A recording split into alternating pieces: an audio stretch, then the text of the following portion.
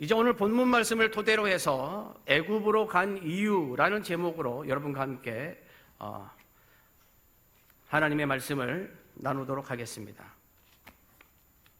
하나님은 하나님을 떠나 죄악으로 덮인 세상을 믿음으로 새롭게 하시고자 노아를 사용하셨습니다.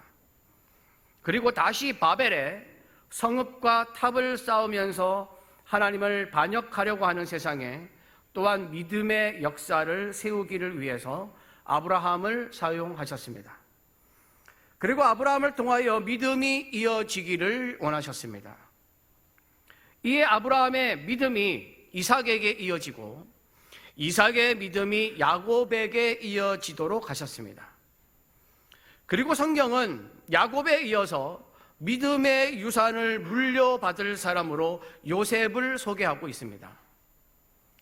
그래서 성경은 창세기 37장부터 마지막 창세기 50장까지 계속 요셉의 이야기를 펼치고 있습니다. 성경은 요셉의 이야기를 통하여 야곱과 12명의 아들이 애굽으로 가게 되는 사건을 보여줍니다. 그런 후에 출애굽의 사건을 다루는 출애굽기로 이어집니다.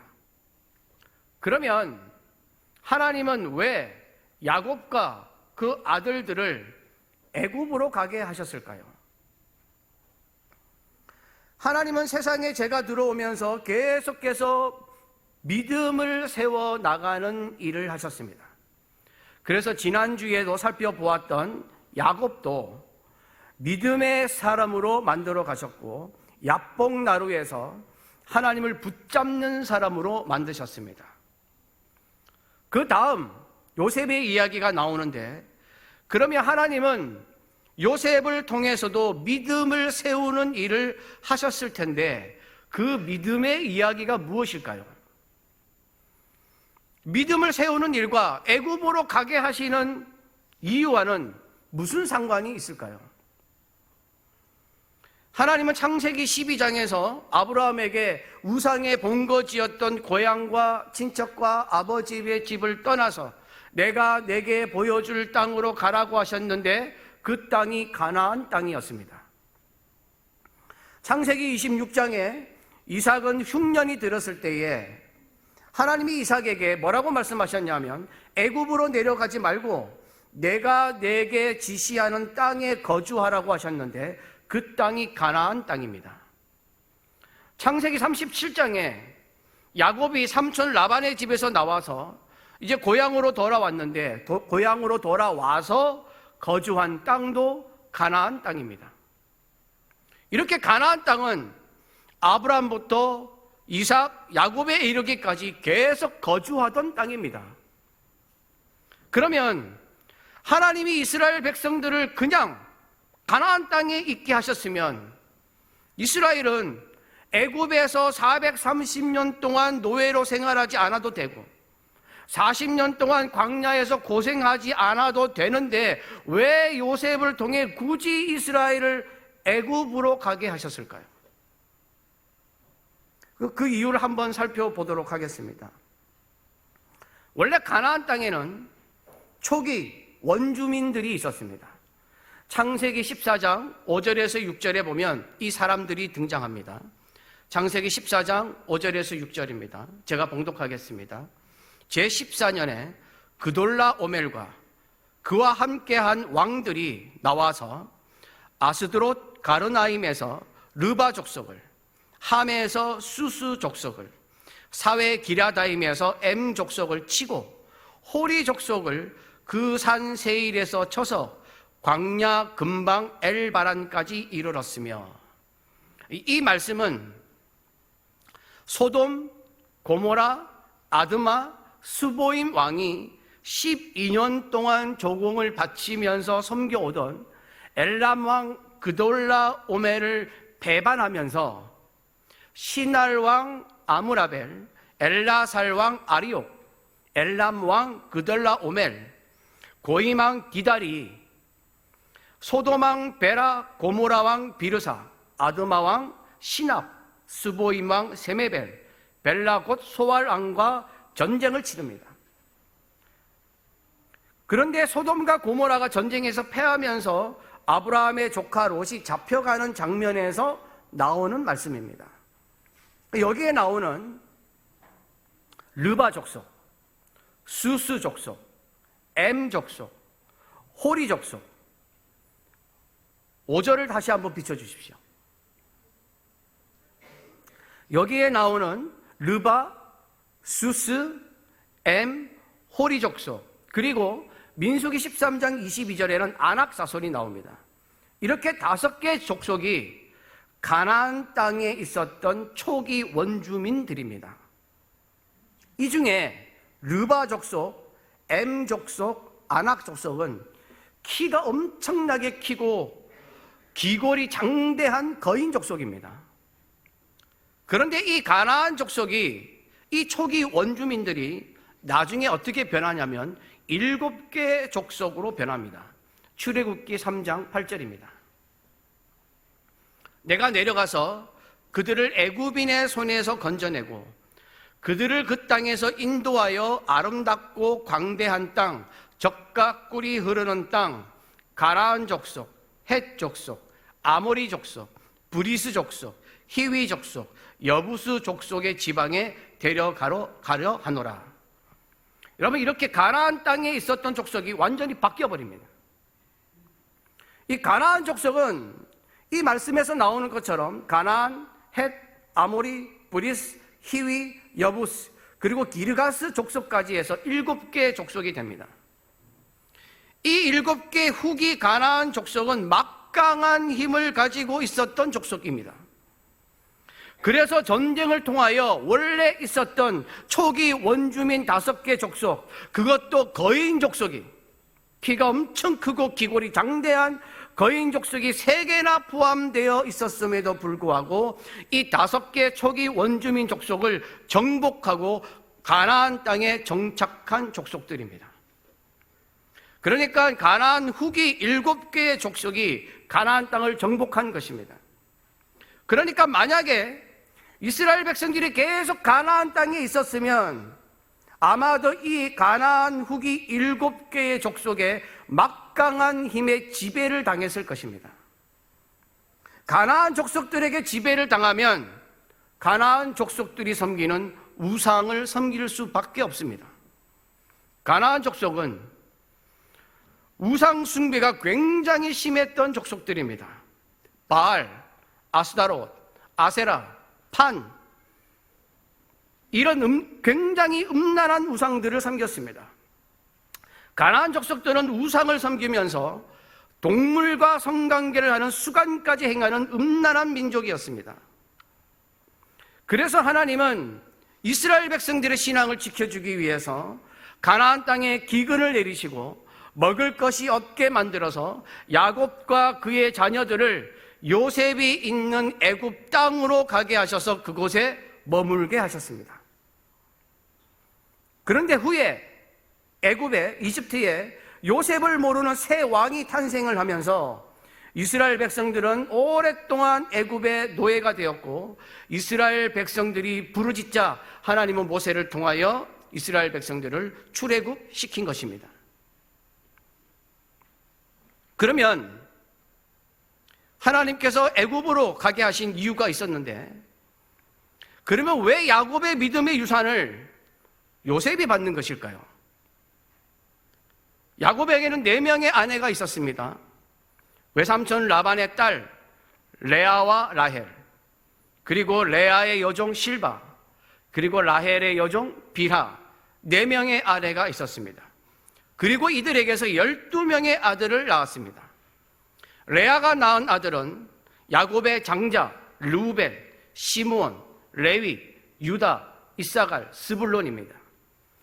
라헬이 낳은 아들은 요셉과 베냐민 2명이고, 라헬의 여종 비라가 낳은 아들은 단, 납달리, 레아의 여종 실바가 낳은 아들이 갓, 아셀입니다. 이 중에 라헬과 레아의 여종이 낳은 아들은 야곱의 본처가 아니라 자녀를 낳기 위하여 맞이한 첩과 같은 사람이기에 빼고, 레아와 라헬이 낳은 아들은 르우벤, 시므온, 레위, 유다, 이사갈, 스불론, 요셉, 베냐민입니다. 이 중에 요셉은 낳은 순서상으로는 11번째 아들입니다. 순서상의 장자는 르우벤입니다. 역대상 1장에서 9장은 이스라엘의 족보들이 나오는데 역대상 5장에 르우벤 자손의 족보가 쭉 나옵니다. 그런데 역대상 5장을 시작하는 1절, 2절에 이렇게 말씀합니다.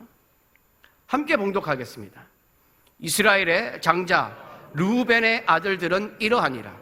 르우벤은 장자라도 그의 아버지의 침상을 더럽혔으므로 장자의 명분이 이스라엘의 아들 요셉의 자손에게로 돌아가서 족보에 장자의 명분대로 기록되지 못하였느니라.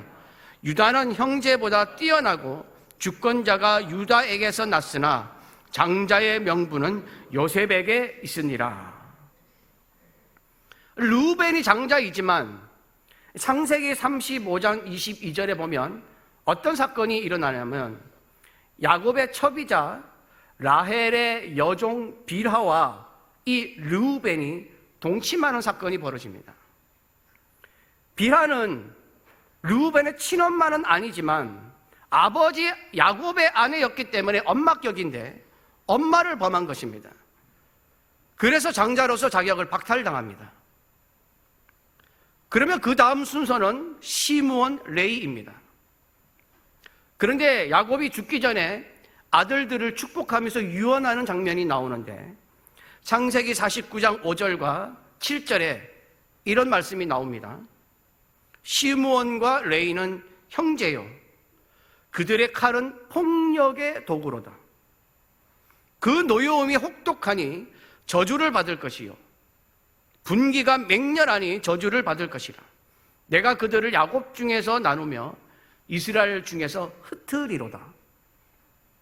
이게 무슨 말이냐면 창세기 34장에 야곱에게 레아가 낳은 딸이 한 명 있었습니다. 그 딸의 이름이 디나입니다. 그런데 이 디나를 가나안 사람 히위 족속 하몰의 아들 세겜이 성폭행을 합니다. 그러면서 세겜이 뭐라고 얘기하냐면 디나를 자기 아내로 달라고 얘기합니다. 그때 이 시므온과 레이가 복수를 하기 위해서 세겜에게 뭐라고 얘기하냐면 너희들은 가나안 족속이잖아. 우리는 이스라엘 족속이야. 우리처럼 할례를 받으면 우리가 디나를 너의 아내로 줄 것이다. 이렇게 말을 합니다. 그래서 세겜이 자기에게 있던 가족들에게 있던 모든 남자들에게 다 할례를 받게 합니다. 그리고 할례를 받은 후에 잘 움직이지 못할 때에 세겜의 집으로 가서 모든 남자를 다 죽여버립니다. 이것 때문에 장자가 되지 못합니다. 그래서 폭력의 도구라고 말하는 것입니다. 그러면 다음 순서는 유다입니다. 유다는 역대상 5장 2절의 말씀처럼 다른 형제보다 뛰어나고 주권자가 유다에게서 납니다. 유다에게서 다윗이 나오고 다윗의 후손이 예수 그리스도이십니다. 그러나 장자는 요셉이 됩니다. 그 이유는 야곱이 요셉의 아들 므낫세와 에브라임에게 축복을 하는데 이 축복을 요셉의 아들들에게 한 축복이기에 요셉이 축복을 하는 것과 같은 것이었습니다. 창세기 48장 15절 16절입니다. 제가 이 말씀을 봉독하겠습니다. 야곱이 요셉에게 이렇게 축복을 합니다. 그가 요셉을 위하여 축복하여 이르되 내 조부 아브라함과 아버지 이삭이 섬기던 하나님, 나의 출생으로부터 지금까지 나를 기르신 하나님, 나를 모든 환난에서 건지신 여호와의 사자께서 이 아이들에게 복을 주시오며 이들로, 여기서부터 장자의 축복이 시작이 됩니다. 이들로 내 이름과 내 조상 아브라함과 이삭의 이름으로 칭하게 하시오며 이들이 세상에서 번식되게 하시기를 원하나이다. 이렇게 야곱이 요셉에게 장자의 축복을 한 것입니다. 그래서 믿음의 유산이 요셉에게 이어지면서 요셉이 장자가 된 것입니다. 그러니까 아브라함의 하나님, 이삭의 하나님, 야곱의 하나님이 요셉의 하나님으로 이어지는 것입니다. 이에 성경은 야곱의 이야기 다음에 요셉의 이야기를 하고 있고, 요셉으로 인하여 이스라엘이 애굽으로 가게 되고 출애굽하는 이야기로 이어지는 것입니다. 이렇게 하나님은 계속 믿음의 스토리를 이어가십니다. 믿음을 세우려고 하십니다. 장자도 자녀들의 순서상으로 장자가 되는 것이 아니라 믿음 있는 사람을 지금 장자로 세우고 있습니다. 그러면 하나님이 이를 통하여 우리에게 말씀하시는 것은 무엇입니까?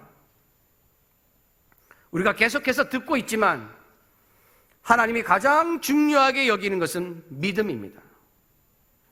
이 하나님은 우리가 모두 믿음의 장자가 되기를 원하십니다. 하나님을 믿는 믿음으로 인정받는 자가 되기를 원하십니다. 그러므로 우리는 하나님을 향한 믿음으로 살아야 합니다.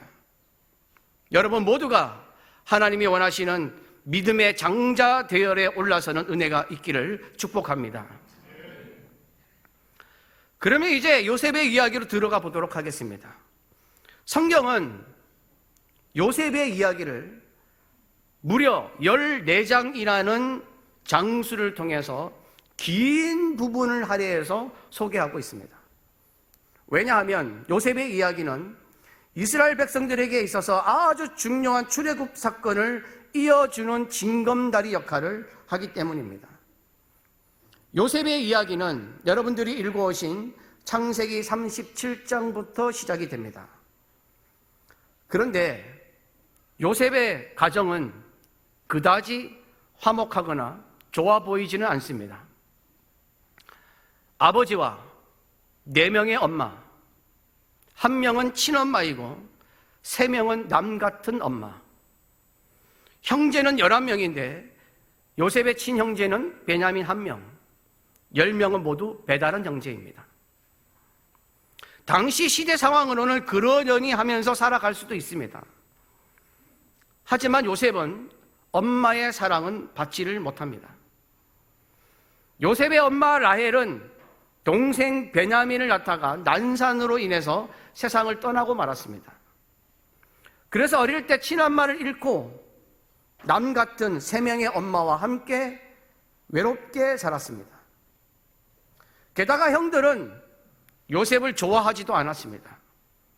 창세기 37장 2절에 보면 요셉이 형들의 잘못을 아버지에게 다 일러 바쳤다고 되어 있습니다. 저 2절 말씀 끝부분에 보면 그가 그들의 잘못을 아버지에게 말하더라. 여기 우리 청년들도 있고 중고등학생들도 있고 우리 어린아이들도 있는데 제일 싫어하는 사람이 누굽니까? 일러 바치는 사람. 일러 바치는 사람을 별로 안 좋아하거든요. 근데 요셉은 형들의 잘못을 다 아버지에게 일러 바쳤던 사람입니다.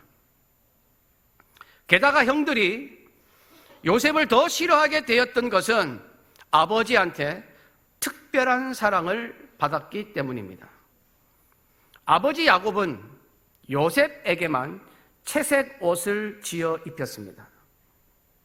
이 채색 옷은 우리나라 개념으로 색동 옷을 입혔다는 것이 아니라 이 채색 옷으로 번역된 히브리 원어는 케토네트라는 단어입니다.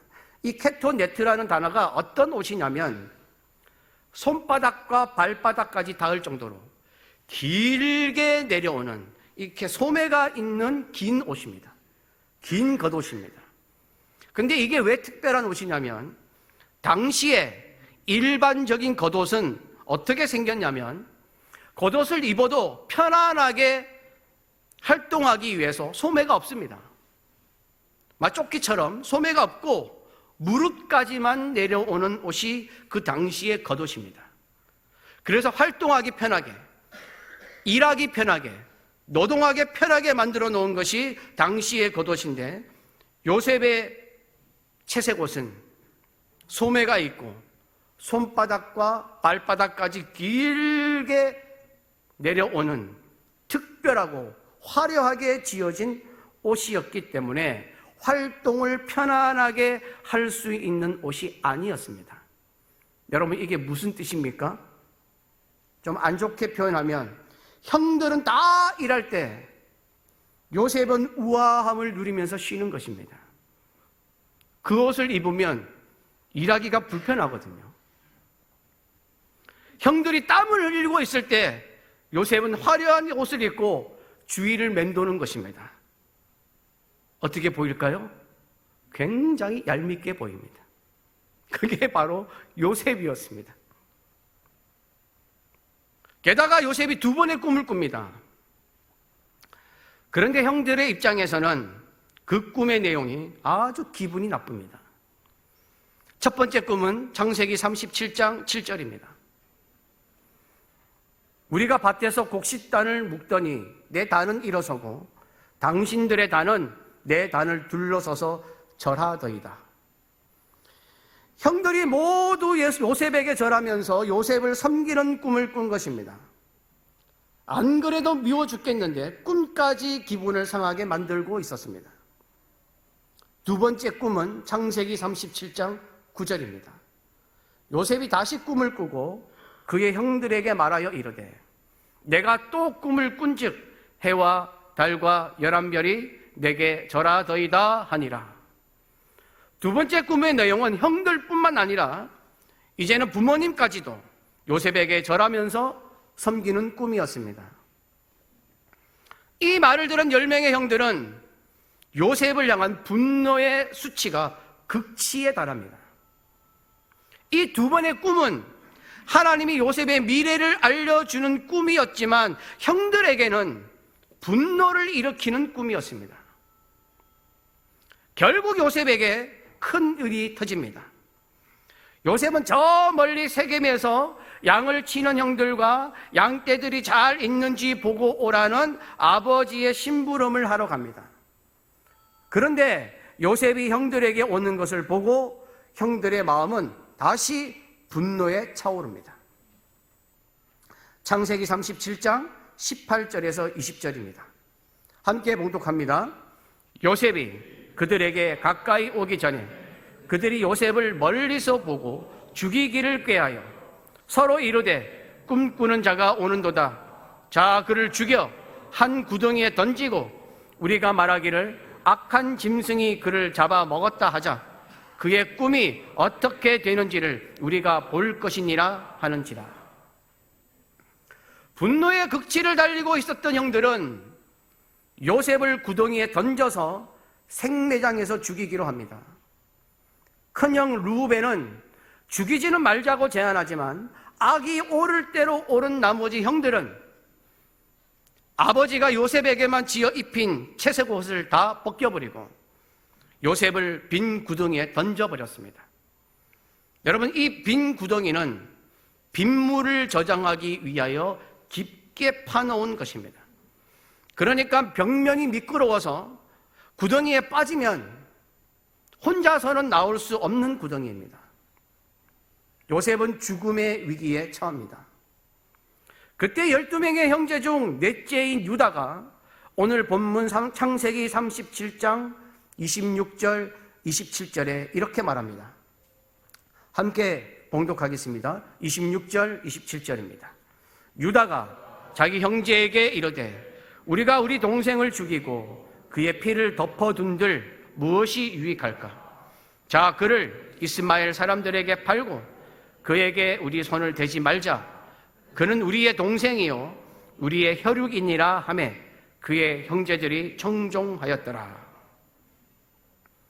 그리고는 애굽으로 내려가는 이스마엘 사람 미디안 상인에게 은 20에 요셉을 팔아버립니다. 이에 상인들은 요셉을 데리고 애굽으로 갑니다. 비록 형들이 요셉을 향한 분노에 차 있었기는 하였지만 성경은 형들이 요셉에게 한 행동이 악하다는 것을 보여줍니다. 25절에 보면 요셉을 죽이기 위하여 구덩이에 던져버린 형들은 앉아서 음식을 먹습니다. 25절입니다. 함께 봉독합니다. 그들이 앉아 음식을 먹다가 눈을 들어 본즉 한 무리의 이스마엘 사람들이 길르앗에서 오는데 그 낙타들의 향품과 유향과 모략을 싣고 애굽으로 내려가는지라. 사람을 죽이려고 구덩이에 던져버린 그 상황에서 형들은 음식을 먹고 있습니다. 죄의식이나 죄책감이 없습니다. 형들의 완악함을 보여준 성경은 하나님이 요셉을 인도하고 있음을 동시에 알려주면서 형들의 완악함도 하나님의 인도하심 속에 있다는 것을 보여주고 있습니다. 조금 전에 읽은 25절 마지막 절에 보면 이스마엘 사람들이 애굽으로 내려가고 있다고 말씀하고 있습니다. 그리고 28절에는 이렇게 말씀합니다. 28절 말씀입니다. 다시 함께 봉독하겠습니다. 그때에 미디안 사람 상인들이 지나가고 있는지라 형들이 요셉을 구덩이에서 끌어올리고 은 20의 그를 이스마엘 사람들에게 팔매 그 상인들이 요셉을 데리고 애굽으로 갔더라. 요셉을 은 20에 산 이스마엘 사람들이 요셉을 데리고 애굽으로 갔다고 말씀합니다. 그냥 우연히 애굽으로 가는 상인들을 만나서 요셉이 애굽으로 팔려간 것처럼 보이지만 하나님이 요셉을 애굽으로 인도하고 계심을 알 수가 있습니다. 요셉의 운명이 이스마엘 사람 미디안 상인들의 손에 달려있는 것이 아니라 하나님이 형들의 완악함과 상인들의 손을 이용하여 요셉을 애굽으로 인도하고 있음을 알려주고 있습니다. 여러분, 우리의 인생이 그냥 우연히 흘러가는 것 같지만 절대 그렇지 않습니다. 하나님을 믿는 자들의 인생은 하나님의 계획과 하나님의 인도하심에 있습니다. 여러분의 상황이 요셉처럼 어려움 가운데 있습니까? 마치 요셉이 이스마엘 사람들에게 팔려가듯이 내 의지와 아무 상관이 없이 힘든 길로 가고 있습니까? 여러분이 하나님을 믿는다면 걱정하지 마십시오. 하나님이 여러분들의 인생을 만들어 가시는 줄 믿습니다. 여러분, 우리의 인생에는 요셉이 당한 것처럼 어려움이 찾아옵니다. 힘든 일이 찾아옵니다. 고난이 찾아옵니다. 하나님을 믿는다고 해서 어려움이 하나도 없고 고난이 하나도 없고 장애도 하나도 없고 걱정, 근심도 하나도 없는 늘 평안하고 늘 여유 있는 그야말로 세상이 말하는 만사형통, 그런 인생은 없습니다. 하나님이 우리에게 허락하시는 만사형통은 다릅니다. 성경에서 말하는 만사형통은 다릅니다. 어려움이 없는 것이 아니라 어려움을 이기게 도와주시는 형통입니다. 고난이 없는 것이 아니라 고난 속에서도 은혜를 누리게 하시는 형통입니다. 걱정과 근심이 없는 것이 아니라 걱정하지 않고 근심하지 않도록 평안을 주시는 형통입니다. 하나님은 이런 형통을 통하여 우리의 믿음을 더 강하게 만들어 가십니다. 하나님을 더욱 바라보게 만드십니다. 하나님만 의지하게 만드십니다. 하나님이 요셉을 애굽으로 인도하시고 요셉을 통하여 이스라엘을 애굽으로 인도하시면서 요셉이 이런 고난과 어려움을 겪게 하시고 이겨내게 하시는 것은 하나님의 살아계심을 나타내시려고 하는 것입니다. 우리가 하나님을 믿는다면 우리의 인생에는 이 요셉의 은혜가 펼쳐질 줄 믿습니다. 느닷없이 찾아오는 어려움이 있다고 좌절하지 마십시오. 하나님이 나를 어떻게 인도하실지 기대하십시오. 나에게 찾아온 어느 어려움이 사라지지 않고 있다고 절망하지 마십시오. 하나님이 나를 위하여 무엇을 계획하고 있는지를 기대하십시오. 하나님이 요셉을 애굽으로 인도하시고 이스라엘을 애굽으로 인도하신 이유가 있는 것처럼 지금 걸어가고 있는 우리의 인생이 어떤 형편에 있든지 그 길을 걸어가게 하시는 하나님의 이유가 있는 줄로 믿습니다. 우리가 모두 그 하나님의 이유를 믿고 내 인생 앞에 펼쳐주실 하나님의 놀라운 계획을 기대하는 삶이 되시기를 간절히 바랍니다.